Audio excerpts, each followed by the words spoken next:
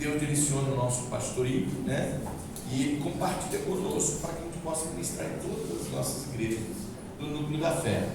Então hoje, se você não quiser ouvir essa palavra, quiser ir para outro núcleo da fé, você não vai fugir da palavra, né? Sei lá, é claro que cada pastor tem a sua forma de ministrar, de pregar, a gente acrescenta um ponto aqui, outro ponto ali, né? Cada um tem seu jeito de estar ministrando, e nós somos muito livres para isso, pastor, e que nos dá muita liberdade. Ele apenas nos orienta para não sairmos da direção do objetivo central da palavra. Mas fora isso, ele deixa a gente muita vontade para colocar textos, né, e compartilhar segundo aquilo que o Espírito Santo fala no nosso coração. Por que eu estou falando isso? Porque às vezes você escuta, né, essa palavra ministrada por um determinado pastor, aí vai ouvir o outro pastor e fala assim: tem os mesmos pontos, são os mesmos, mas tiveram coisas diferentes. É justamente dentro desse contexto que a gente fica muito à vontade com relação à liberdade que o nosso pastor nos dá, e também com o Espírito Santo para nos conduzir nessas ministrações. Amém, Leite? Amém. E o tema da nossa palavra hoje fala sobre: não há mais morte na panela. Lembrei das piadinhas agora, igual de panela, né? Tinha um camarada lá na escolinha do professor Raimundo, e todo mundo que o professor Raimundo perguntava a ele, eu lembro quem era o ator lá, não se esqueça. Aí todo mundo perguntava a ele: aquele caipirinha lá, como é que é o nome? Neto da Capitinga. Isso, você via, você assistia, né? Perguntava a ele alguma coisa, ele morre, né? E aí morreu de quê? Aí uma das piadinhas, ele falou: morreu de panela. Aí ele: como assim morreu de panela? Ela foi atravessar a rua, não viu, o carro atravessou e panela. E ela morreu. Então tinha essa piadinha lá, e todo mundo assistia e ria, aqui ninguém ri. Televisão, todo mundo ria. Só você, meu. Gente, vou puxar de novo para cá.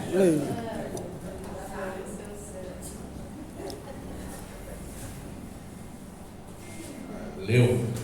É verdade, lá todo mundo dá gargalhada aí.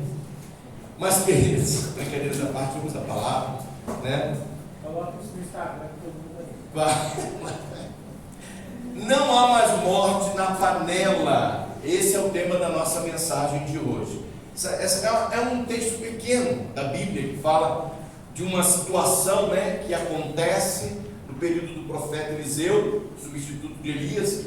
E aconteceu um incidente, né? Um dos alunos de profetas, sem conhecimento, acabou pegando um tipo de frutos de uma barreira brava, né? Sem conhecimento do que era aquilo, e colocou para fazer um ensopado para os alunos de profeta. E aquilo era um fruto venenoso, tá? E esse fruto aconteceu que, ao comer, né, o que estava na panela, alguém percebeu e gritou: profeta, homem de Deus, a morte na panela. Por que a morte? Porque se comessem, eles morreriam por conta do veneno. E aí então Eliseu vai lá e pega um punhado de farinha, né, e joga dentro da panela, e depois ele libera e diz assim: agora vocês podem comer, porque o veneno já foi tirado da panela. E eles se alimentam daquele mesmo alimento depois que a farinha é lançada na panela. E farinha é farinha, é verdade? Farinha não é um antiveneno, é verdade? Farinha é farinha. Mas a gente vai aprender alguma coisa dentro desse contexto, dessa passagem. Essa passagem é basicamente só isso. Eu falei para vocês que está aqui no livro de 2 Reis, no capítulo 4, verso 38 e 41, que nós vamos ler com vocês aqui agora. Diz assim: e voltando Eliseu a Gilgal, guarda essa palavra aqui para me mostrar um pouquinho sobre Gilgal para vocês. Havia fome naquela terra, e os filhos dos profetas estavam sentados na sua presença, ou seja, aos pés de Eliseu, aprendendo com ele. E disse ao seu moço: põe a panela grande ao lume, você quer dizer no fogo, e faz um caldo de ervas para os filhos dos profetas. Então um saiu ao campo a apanhar ervas e achou uma parra brava, colheu dela a sua capa cheia de coloquintinas, tintas, e veio e as cortou na panela, colocando elas ali. A Bíblia diz aqui, o texto, então, a Bíblia diz assim, olha, no finalzinho desse verso: colocou dentro ali da panela do caldo, mas ele não conhecia esse fruto. Eu quero que vocês entendam isso aqui, não falar um pouquinho sobre isso, tá bom? Assim tiraram de comer para os homens. E sucedeu que, comendo eles daquele caldo, clamaram e disseram: homem de Deus, a morte na panela. Não puderam comer. Porém ele disse: trazei, pois, farinha, e deitou-a na panela e disse: tirai de comer para o povo. Então não havia mal nenhum na panela. O que nós entendemos, queridos, dentro desse texto que queremos trazer para os dias de hoje? A primeira coisa que nós queremos compartilhar é que às vezes nós vivemos um contexto de envenenamento, né? Se nós pararmos para olhar hoje, né, segundo estatística, há uma pesquisa que em torno de 280 milhões de habitantes em toda a face da Terra hoje tem problema de saúde mental. A nossa população brasileira, se não passou, que a última vez que eu pesquisei, estava em torno de 212 milhões de pessoas, 220 milhões, por aí mais ou menos.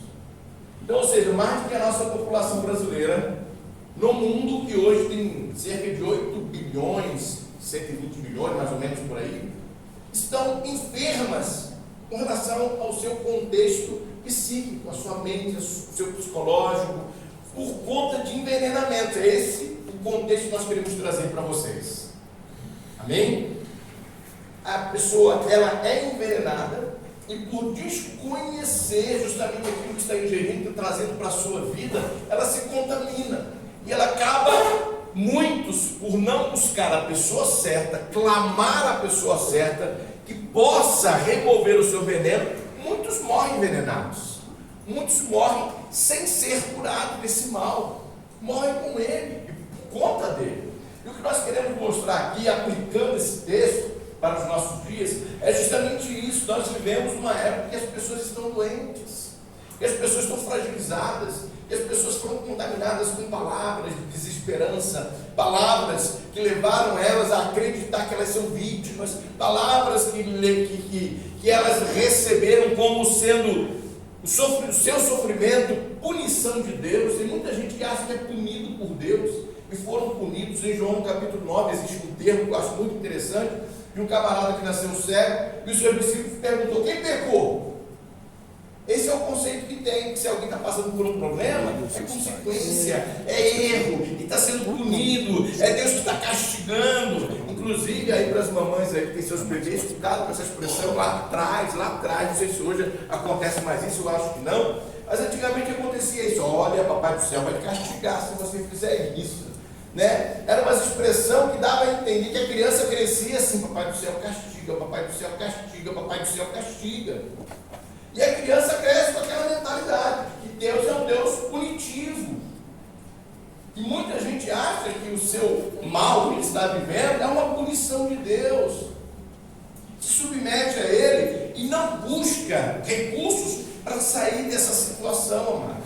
Não busca um remédio, vamos colocar assim, que possa curar desse veneno. E as pessoas entendem que a punição de Deus tem que viver assim. A gente chama da síndrome de Gabriela. Eu ouvi falando da síndrome de Gabriela. Eu nasci assim, cresci assim, você sempre assim, e vou morrer assim. Aí Jesus fala que ele veio para dar vida e vida com abundância, mas as pessoas não aceitam que ele é digno de receber essa vida. Eu já vi tanta gente falar isso. De certa parte, é verdadeiro esse contexto de que não somos dignos. Mas a verdade é justamente que não é por dignidade, né? É por graça. Amém. E é dentro disso que nós vamos falar. Para você entender que o veneno é removido pela graça, não por dignidade. Ainda que erramos, o moço cometeu um erro, ele foi bem intencionado, ele não foi maldoso, ele saiu para procurar uns legumes lá, e achou aquela parreira brava e colheu sem conhecimento e causou danos. E às vezes a falta de conhecimento causa danos. Às vezes, por falta de conhecer a verdade, nós somos aprisionados a mentiras. Por isso que em João 8,32 diz: conhecereis a verdade e ela Nos libertará da mentira que te aprisiona. E muita gente, querido, vive aprisionados dentro dessas mentiras, e são pessoas que estão envenenadas, e a população hoje em dia está muito envenenada. E muita gente aceitando uma vida de derrota para si, porque ela acha que, sabe, é isso, é a minha sina. Eu tenho que viver derrotado, eu tenho que viver assim, e sabe, não é assim. Você pode ter errado, sim, se enganou com alguma coisa, sim, se enganou, cometeu atos que não deveria ter cometido, tomou decisões equivocadas, né? Falou que não devia ter dito, fez escolhas das quais não eram para ter sido feitas, e aí você realmente pode estar vivendo situações como consequência. Mas e daí? O que eu faço agora? Vou morrer com essas consequências? Não, foi para isso que Jesus veio, para poder ajustar a nossa vida naquilo que erramos. Porque se nós temos que conviver e morrer pelos erros que praticamos, para que Jesus veio? O que tem a ver com a graça então com a gente? A Bíblia nos ensina que o salário do pecado é o quê? A morte. Se parasse aí estava bom, então vamos morrer e ter saudações para quem quiser. É verdade? Mas o verso não para. Ele diz o quê? Mas o dom gratuito é A vida eterna. a vida eterna em Cristo Jesus.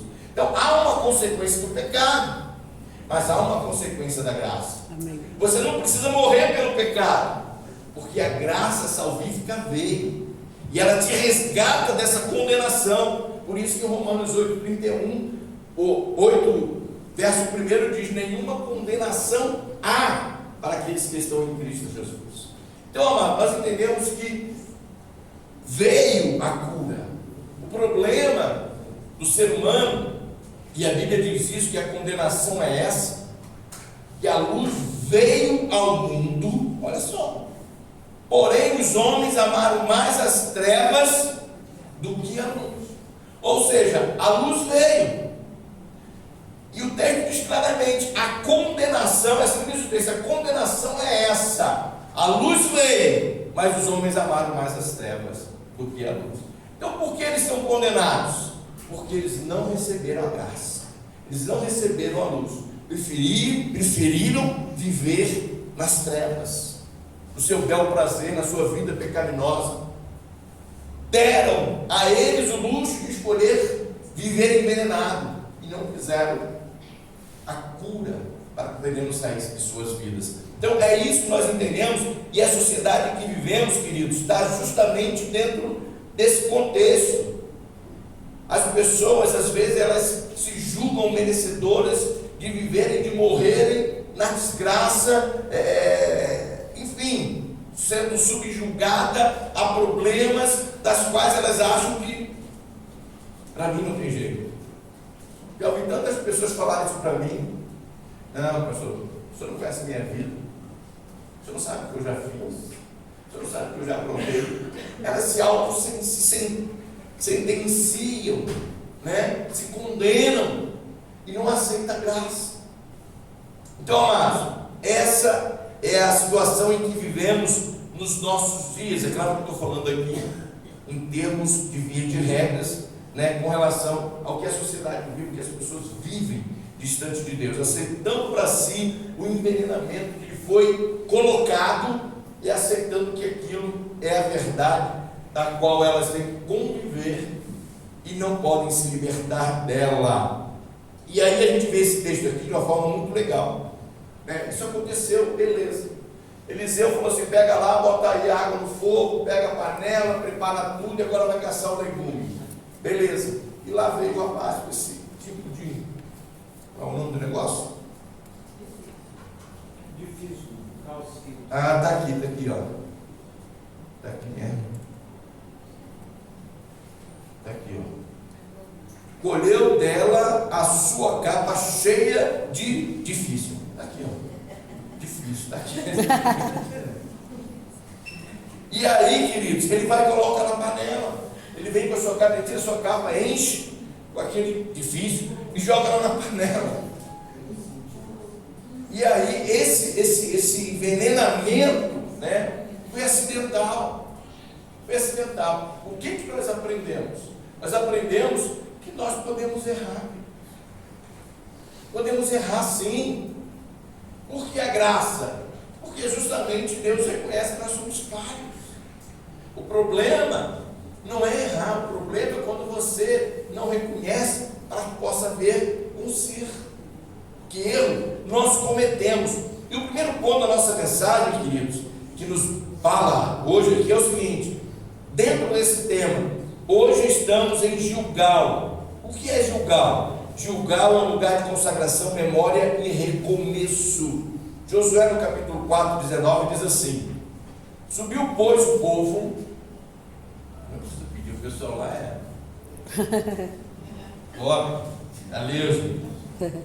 Subiu pois o povo do Jordão no dia 10 do mês primeiro e alojaram-se em Gilgal, da banda oriental de Jericó. Por que eu estou falando que Gilgal é um lugar de consagração, memória e recomeço?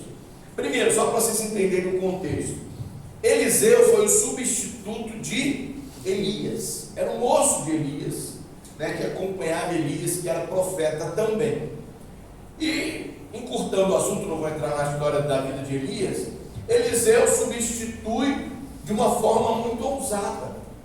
Qual foi a forma ousada?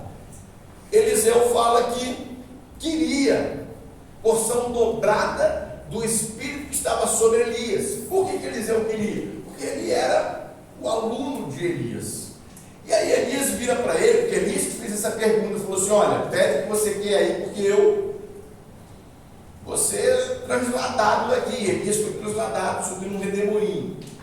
Elias não subiu num carro de fogo, nem no carrossel de fogo, entendeu? Tem muita gente que fala assim: Elias subiu para o céu num carrossel de fogo, cavalo de fogo. Não, a Bíblia diz que ele subiu num redemoinho, tá? Eu deixo depois com calma. E aí ele fala assim: eu quero porção dobrada do Espírito que tem sobre a sua vida. Aí Elias vira para Eliseu e fala assim: camarada, tu me pediu uma coisa muito difícil. Muito difícil, porém, entretanto, todavia, se tu me vires subir, ser tomado de ti, então isso há de te acontecer. E aí diz que eles partiram de um pressuposto, de um ponto onde eles se encontravam. E aonde eles se encontravam? Eles se encontravam em Gilgal. Eles estavam ali em Gilgal. Gilgal era o local de partida onde Eliseu entendeu que tinha que acompanhar Elias. E esse lugar chamado Gilgal, queridos, ele foi tomado e conquistado no tempo de Josué. Josué foi o substituto de Moisés, lembra? Nós já falamos aqui. O que acontece com Josué? Josué, ele consegue chegar nesse lugar, né? Ele atravessa, a história é muito linda, a história é tremenda, mas não dá para a gente contar. Ele chega ali, acampa ali, porque a partir dali Josué tinha Jericó para vencer. Foi o primeiro desafio de Josué como comandante, né, de Israel, era Jericó, e eles acampam ali. E naquele lugar onde eles estão acampados, foi justamente aonde Josué circuncidou todos os filhos de Israel que nasceram no período do deserto, dos 40 anos que eles peregrinaram, porque aqueles que saíram do Egito morreram, por conta do contexto lá, não dá para contar também. E aí os que nasceram não eram circuncidados. Então chegou nesse momento em Gilgal, antes de guerrear contra Jericó, eles foram circuncidados, tiveram que passar pelo processo cirúrgico da circuncisão, justamente aqui em Gilgal. E a Bíblia diz que em Gilgal, depois deles terem atravessado o Rio Jordão, que Deus abre, é interessante depois você ler o texto, quando fala que Deus abre, a Bíblia fala rio, né? É água corrente. Então a água que vinha de cima, ela para de descer, faz uma montura e vai se acumulando, subindo cada vez mais. E a água daqui passa e aí fica seco e eles atravessam. E nessa travessia, Deus fala para ele: pega 12 pedras de seixo, que é do rio, né? Aonde estavam os levitas, aonde eles estavam conduzindo a arca, onde estavam os tocadores, os ministros. Lá também você pega 12. Pega um homem de cada tribo e pegam cada uma pedra. E quando eles pegam e saem desse lugar, em Gilgal, que aí é onde ele dá esse nome de Gilgal, eles levantam um altar memorial. E por que então ele levanta esse altar? Alguém perguntou. Ele falou: para que os nossos filhos, os filhos dos nossos filhos, quando olharem esse altar, vocês possam contar para ele que Deus nos fez passar com os pés enxutos, abriu o Rio Jordão para que nós o atravessássemos. Aleluia. Era um memorial do milagre de Deus na vida dele e da provisão, queridos. Então Gilgal tinha a ver justamente com isso, sabe? Com um memorial, tinha a ver com o milagre, né, do Rio Jordão, tinha a ver com o processo de purificação do povo, onde eles foram circuncidados. Então ali, na verdade, é um lugar de um começo, aonde eles começaram, e dali Josué foi em frente, e as batalhas foram vencidas. E agora, mais na frente, nesse período agora de Eliseu, né, que foi o sucessor de Elias, o texto diz que ele voltou a Gilgal, porque Gilgal era um lugar memorial para o povo de Israel. Eles tinham memória do que Deus fez naquele lugar. Por que aquele lugar? Ele tinha tudo isso, eles tinham um carinho especial por isso. E depois de tudo isso, Eliseu volta. E quando é que Eliseu volta a Gilgal? Depois que ele também atravessa o Rio Jordão em pé enxuto. Porque Elias falou com ele: ó, vamos sair, tu fica aqui. Elias falou assim: fica aqui em Gilgal, porque eu vou até Betel. Aí Eliseu fala assim: mas longe de ti, que eu vou te deixar, eu vou contigo aonde tu fores. E Elias falou: então tá bom, então vamos para Betel. Chegaram em Betel, fizeram o que tinha que fazer. Aí Elias vira para Eliseu e fala assim: fica aqui, porque agora eu vou, deixa eu ver se eu me lembro, eu acho que é, eita Jeová, esqueci lá uma lá. Enfim, e ele falou: longe de ti que eu vou te deixar, eu vou te acompanhar, eu vou te seguir. Aí chegou nesse lugar, aí falou: agora tu fica aqui, porque eu vou para o Jordão. Ele falou: longe de ti que eu vou te deixar, eu vou contigo, eu quero te ver, porque se eu te ver subir, a promessa do Espírito Santo dobrado virá sobre mim. E ele foi. Aí chegou no Jordão, na beira do Jordão, Elias coloca a ponta do pé, o Jordão, uau, se abre, e eles atravessam.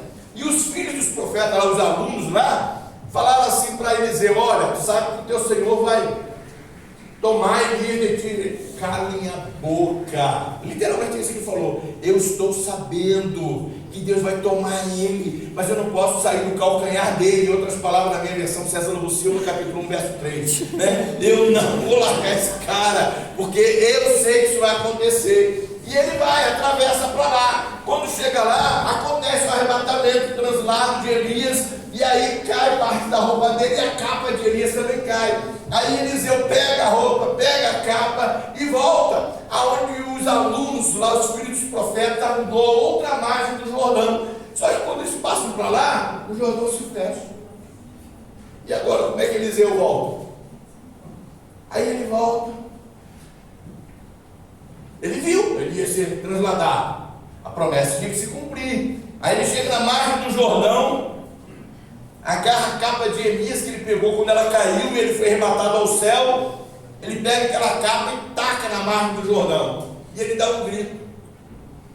Quem sabe qual é o grito que Eliseu dá? Ninguém quer tentar errar. Aí ele dá um grito. Não vou gritar não, gente. Aí ele dá um grito. Taca a capa. Onde está o Deus de Elias? É esse o grito que ele dá. Aí o Jordão, uau! Ele começa a fazer aquele mundo de água. Eliseu atravessa e volta. Aí chega os filhos dos profetas. E aí, ele se foi. Nós vamos mandar pessoas atrás dele para encontrar em algum lugar. Eliseu falou: não dá não, porque eu não vou achar não. Eu sei para onde ele foi. E ali começa a jornada então agora de Eliseu como profeta. Algumas coisas aconteceram. Naquela cidade próxima ali também havia uma águas amargas. pegou uma salva de sal, jogou na fonte, curou as águas, e aí chega justamente aonde nós estamos aqui falando que ele estava em Gilgal, e acontece essa situação, porque em Gilgal, nesse momento, estava atravessando uma grande fome, havia fome, e Eliseu volta a esse lugar. Eu contei a história de Josué, né? E agora Eliseu que viveram a mesma travessia, e agora ele volta nessa cidade que está em fome. Amados, uma cidade memorial, uma cidade que marcou a época do povo, e agora está passando uma seca. Eu quero dizer para vocês que eu aprendo com isso. Isso mostra que mesmo um lugar sendo marcado por Deus, consagrado a Deus, não está isento de passar por algumas lutas. Jesus falou isso para a sua igreja: no mundo tereis o quê? Aflições. Nós entendemos isso. Mas nós entendemos que o nosso Senhor também diz o seguinte: mas tem o quê? Bom ânimo. Eu venci. Entende, amado? Nós não estamos isentos das lutas, mas sabemos que a vitória virá. Amém. E o nosso Deus está conosco. Então eles estavam vivendo esse momento agora, e aí então ele volta a esse local, e dentro dessa cidade, dessas circunstâncias que eles estavam vivendo, acontece esse episódio lá do veneno na panela. E aí, o que fazer? Primeira coisa que eu entendo aqui, o que está acontecendo? Eles perceberam que havia veneno na panela. Eliseu estava lá. Eliseu mandou pegar alimento porque o povo estava com fome. Agora, vamos raciocinar conosco. Quando alguém gritou: há morte na panela, homem de Deus, Eliseu não mandou jogar o ensopado fora. Não mandou, queridos. O que nós entendemos? Para analisar comigo, é isso que eu quero que você coloque no teu coração. Não é porque o ensopado estava envenenado, não é porque aquele momento ali estava com problema, que o Senhor vai descartar. Sabe por quê? O Senhor sabe restaurar aquilo que está envenenado na nossa vida. Amém. O Senhor não descarta a nossa vida, por mais que possamos estar contaminados, por mais que possamos estar envenenados, por mais que nós possamos estar vivendo situações difíceis, e ainda que muita gente fale para você: você não tem jeito, acabou. Deus conserta, queridos. Ele tem como consertar isso. E a gente entende justamente isso aqui. O segundo ponto da nossa mensagem fala sobre a panela estar no fogo. O que é isso? A vida segue, o que tem que ser feito, vamos fazer. Havia fome, vamos providenciar alimento. Precisamos caminhar, não podemos parar. Mas o veneno entrou, e isso mostra crise externa e crise interna. O que é a crise externa e a crise externa? Fala justamente de que havia fome na cidade, e dentro daquela crise externa de fome que havia na terra, ainda aconteceu uma crise interna. E qual foi a crise interna? O pouco que tinha ia se perder. E é como se fosse para o ralo, né? O pouco que tinha ia para o ralo. E aí, amado, a gente entende uma coisa muito linda com relação a esse momento de crise externa e crise interna. Nós precisamos, nesse momento da crise, tomar as decisões corretas. E quais foram as decisões corretas? Eles procuraram quem? O homem de Deus. Procuraram o profeta. O problema não é a crise, o problema é quem você procura para resolver sua crise. Eu já vi muita gente chegar para mim e falar assim: pastor, eu já fiz de tudo para resolver meu problema, só falta agora orar. Ué, assim, não orou antes? Já fez de tudo, orar tinha que ser o primeiro. Não, ele não orou como primeira opção. Ele fez tudo o que ele tinha que fazer e não conseguiu resolver o problema. Tem alguém que fala: agora faltou orar, pastor, porque se não orar agora, tipo assim. Mas Deus é tão gracioso, né? Que mesmo ele sendo jogado por último, ele ainda tem compaixão e resolve nossos problemas. Porque a nossa vontade me deixou por último, agora se vira, bem feito, se lasque, estou nem aí para você. Não é assim que funciona, porque Deus conhece o nosso coração e sabe o quanto imperfeitos somos. Então, a palavra de Deus fala justamente isso. Mas temos que tomar cuidado, queridos. Esse texto nos alerta quanto aquilo que nós colocamos na panela, que é na nossa vida. E representa essa panela aqui, deixa eu acelerar um pouquinho. Gálatas no capítulo 1, verso 8, diz assim: mas ainda que nós mesmos, Paulo falando aos Gálatas, ainda que nós mesmos, ou um anjo do céu, vos anuncie outro evangelho, além do que já vos tenho anunciado, seja anátema, seja maldito, não creio, não recebo. O que ele está dizendo? Que ainda que nós venhamos a mudar a nossa mensagem, ainda que venha anjo do céu e pregue um outro evangelho, que não seja aquele que vocês já conhecem, que já foi anunciado para vocês, não creiam nele, não recebam, amaldiçoem isso. Foi o que aconteceu na igreja lá dos Gálatas.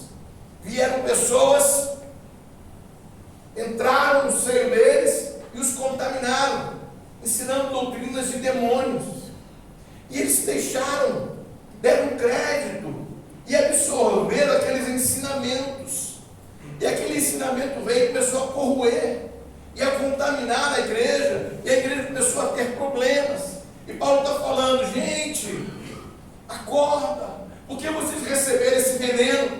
Por que receberam aquilo que não é o evangelho?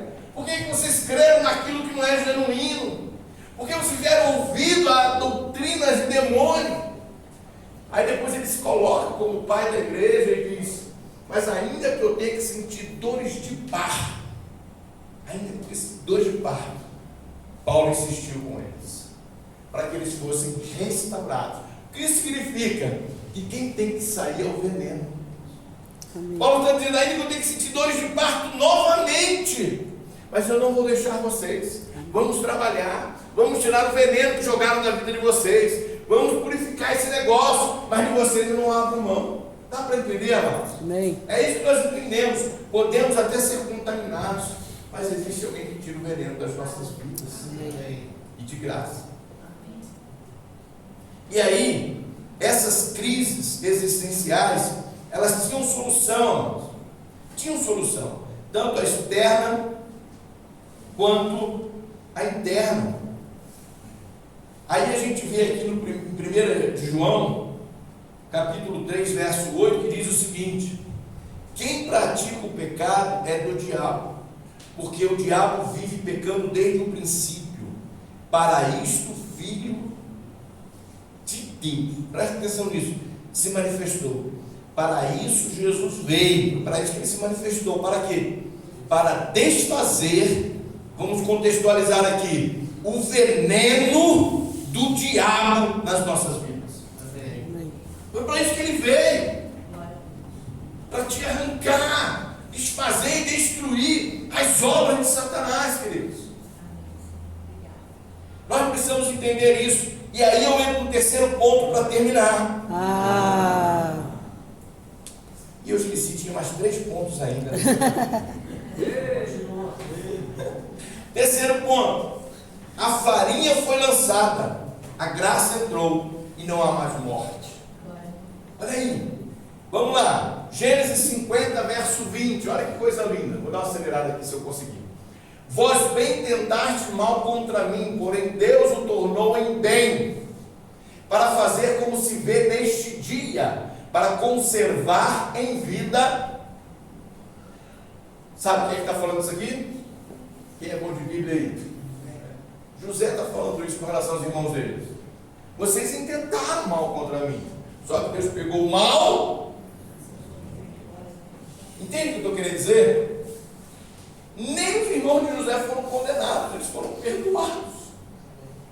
Mas eles tentaram fazer mal. Só que Deus tem essa capacidade, querido, de arrancar o veneno da nossa vida, de arrancar o mal e fazer até daquele mal uma experiência, fazer daquele mal uma leitura para as nossas vidas de que Ele é Deus em toda e qualquer circunstância da nossa vida. E não há veneno que porventura alguém tenha colocado sobre você que não possa ser removido e transformar ainda, porque o rapaz que colocou o veneno na panela não foi punido, ele não foi expulso da escola dos profetas, não, ele continuou como aluno, estava lá, era aluno de profeta, mas erra. Entende, amados? Mas Deus consegue consertar os nossos erros. O aluno continuou, permaneceu. O que tem que tirar é o veneno, não é o erro que cometeu. A gente aprende com os erros. E aí a gente vê justamente isso aqui. E aí então Eliseu, quando clamaram, homem de Deus, da morte na panela. Aí diz a palavra que ele lançou o quê? Farinha. Vamos lá. A farinha representa o quê? Alimento. Que representa o quê? A palavra, vou dar sequência para vocês. A palavra que se fez carne e habitou entre nós, e que declarou, essa palavra, o verbo que se fez carne e habitou entre nós e declarou: eu sou o pão da vida. E a farinha é um alimento para fazer pão. Isso aqui está tipificando que Cristo pode entrar na panela da nossa vida que está contaminada e remover o veneno que está lá dentro, querido, e transformar esse alimento que era para ser jogado fora num alimento que possa ser servido. Você não é para ser jogado fora. Deus transforma a sua vida e faz de você útil para alimentar outras pessoas. Você entendeu isso? Amém. Você pode aplaudir o Senhor por isso, querido?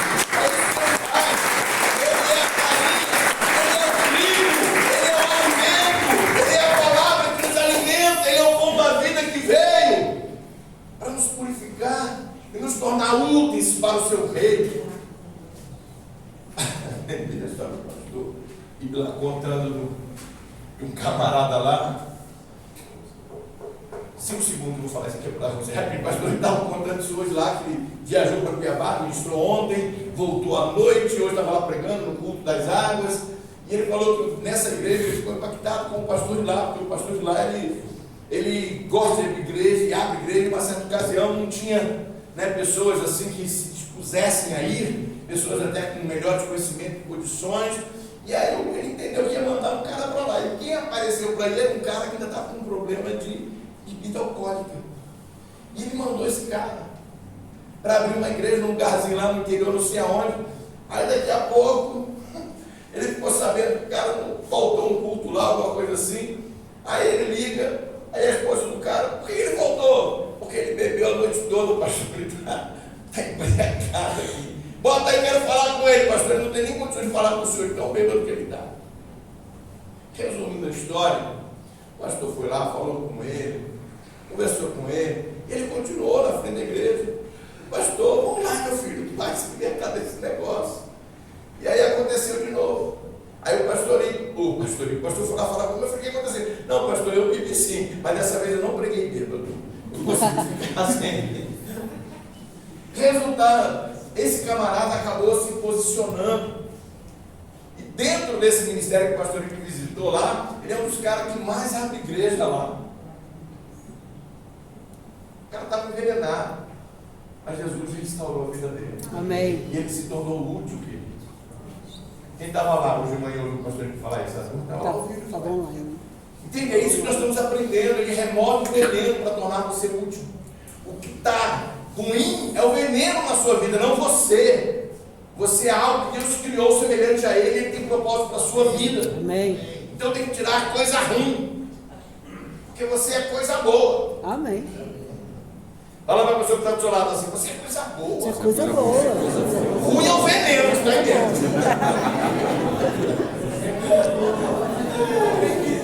Tem que tirar o veneno, queridos.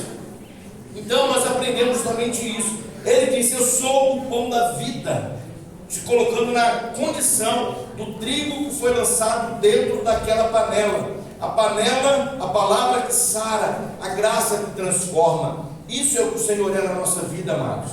Por isso nós entendemos que Romanos 5:20 diz assim: veio porém a lei, para que a ofensa abundasse. A lei veio para potencializar aquilo que somos, na verdade, de tão ruim que somos. Mas, leia comigo, onde você entende isso? É isso que o mundo não entende.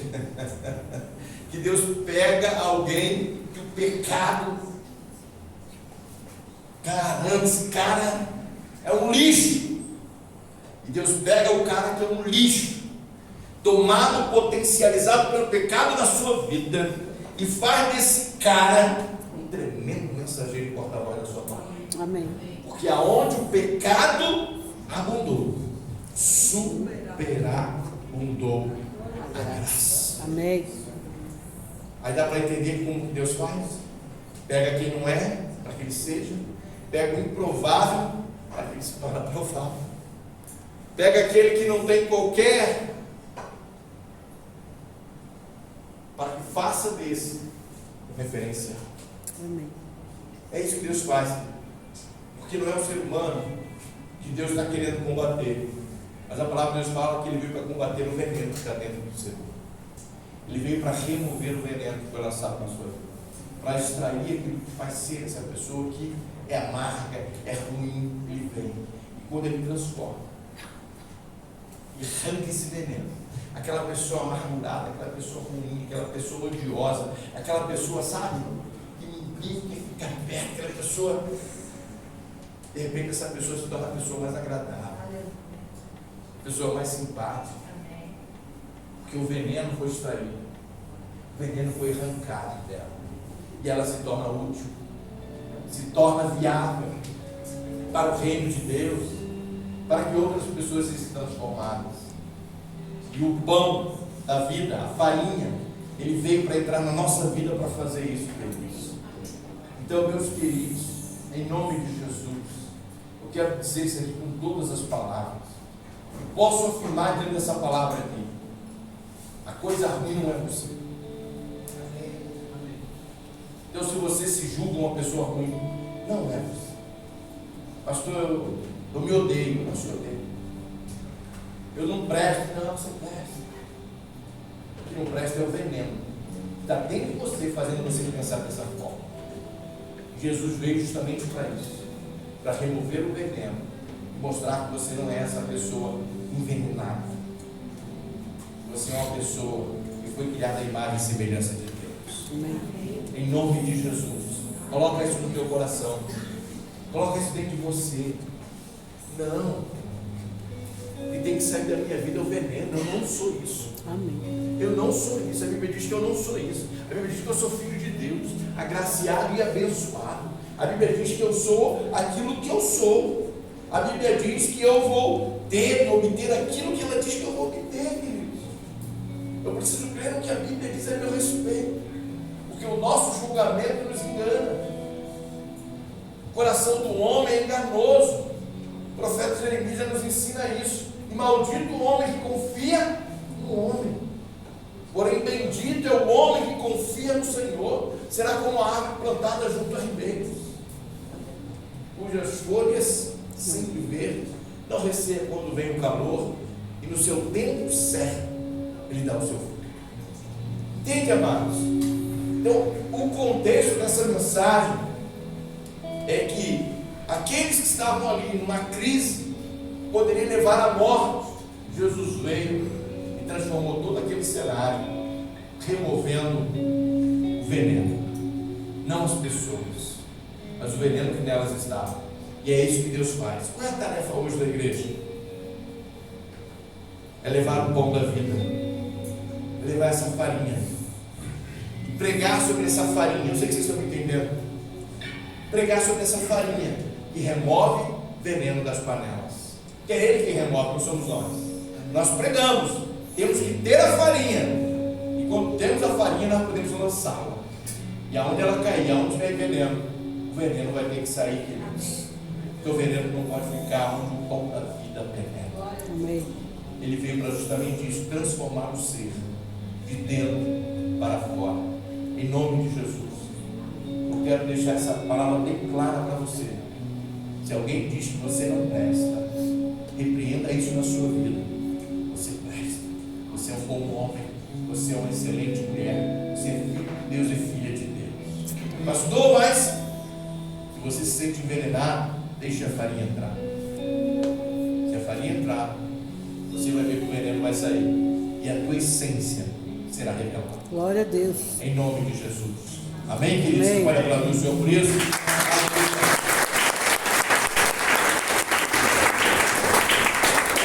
Vocês têm uma canção sobre veneno aí?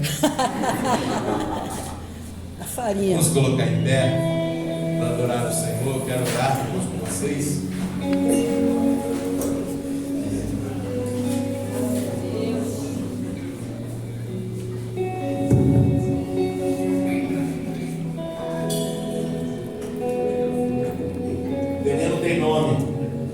chama diabo. É ele que veio. Mas nós temos uma solução que se chama Jesus, que veio para desfazer as obras do diabo. Aleluia. Tudo que tenho terás, tudo que sou tu terás. A recompensa do teu sacrifício, A recompensa do teu sacrifício. tudo que tenho terás, Tudo que sou tu terás. a recompensa do teu sacrifício, A recompensa do teu sacrifício. Tudo que tenho terás. Tudo que sou tu terás. A recompensa do teu sacrifício. A recompensa do teu sacrifício. Tudo que tenho terás. Tudo que sou tu terás. A recompensa do teu sacrifício. A recompensa do teu sacrifício. Tudo que tenho terás. Tudo que sou tu terás. A recompensa do teu sacrifício. A recompensa do teu sacrifício. Tudo que tenho terás. Tudo que sou tu terás. A recompensa do teu sacrifício. A recompensa do teu sacrifício. Jesus, tu és real. És o meu amigo fiel. Maravilhoso amor. Se Jesus me salvou. És o sacrifício perfeito. Não há amor igual. Jesus, tu és real. És o meu amigo fiel. Maravilhoso amor. Se Jesus me salvou. És o sacrifício perfeito. Senhor, em nome de Jesus, nós queremos colocar cada um aqui diante de Ti. Eu não sei, Senhor, aquilo que cada um pensa de si mesmo e julga-se a si mesmo, mas se esta palavra veio para ser ministrada, nós entendemos, Deus, que Tu queres justamente fazer e gerar esse processo no nosso interior e mostrar para nós mesmos que nós não somos aquilo que o diabo fala a nosso respeito, mas nós somos aquilo que a Tua palavra diz que somos. Pai querido, em nome de Jesus, não conheço o que se passa no coração de cada um nessa noite, mas eu quero agora, Senhor, repreender na vida daqueles que porventura se sentiram dentro dessa ministração envenenados, receberam palavras malditas, palavras condenatórias, Senhor, palavras de maldição, aqueles que tomaram decisões que foram erradas e se culpam dessas decisões por consequência que porventura estejam vivendo até no dia de hoje. Diante desta palavra, Senhor, eu libero, Senhor, no nome de Jesus, assim como Eliseu liberou a farinha para que removesse o veneno, mas preservasse o mantimento. Nós liberamos essa palavra, Senhor, para que Tu, Senhor, o pão da vida, possa remover do coração de cada um, Senhor, aquela contaminação que hoje tem feito pessoas pensarem dessa forma. E mostre-nos, Senhor, verdadeiramente quem somos diante de Ti, Senhor. Em nome de Jesus, nós entendemos que diante de Ti, sim, somos valorizados, temos valor. O inimigo que fica nos depreciando, o inimigo que fica falando que nós não prestamos, que nós somos pessoas ruins, não, Senhor, não aceitamos isso e repreendemos esses pensamentos, essa mentalidade, esses sentimentos, Senhor. Tu nos criaste a tua imagem e semelhança, somos teus filhos e nos deste a capacidade, pelo nome de Jesus, de sermos mais do que vencedores. É o que a tua palavra nos orienta. Por isso não aceitamos, Senhor, que o inimigo venha subjugar, que o inimigo venha pisotear, que o inimigo venha nos colocar debaixo dos seus pés e nos fazer ser um capacho. Muito pelo contrário, a tua palavra nos ensina, Senhor, que tu colocaste o inimigo debaixo dos nossos pés. É isso que a tua palavra nos orienta, e é nisso que nós cremos, Pai. E em nome de Jesus te peço, cada um que entrou nesse lugar, se porventura tinha algum sentimento ou pensamento dentro desse contexto, eu libero essa palavra que vão sair daqui pensando diferente. Vão sair dessa noite, Senhor, desse ambiente descontaminado, Senhor, totalmente sem o veneno que os colocava para baixo. Eles vão sair daqui, Senhor, entendendo, Senhor, que a farinha, Senhor, que é o alimento, que é o pão da vida, entrou no nosso ser e removeu toda a impureza, todo o veneno, tudo aquilo que o diabo colocou, foi removido, porque a tua graça superabundou em nós. Por mais que tenhamos pecado, por mais que os pecados nossos, aos nossos olhos, são gigantescos, Senhor, a tua graça superabundou sobre nós, Pai, e nós te agradecemos por isso. Entendendo essa palavra, nós te damos graças, louvamos o teu nome, exaltamos a ti, Senhor, e celebramos a ti, aplaudindo mais uma vez a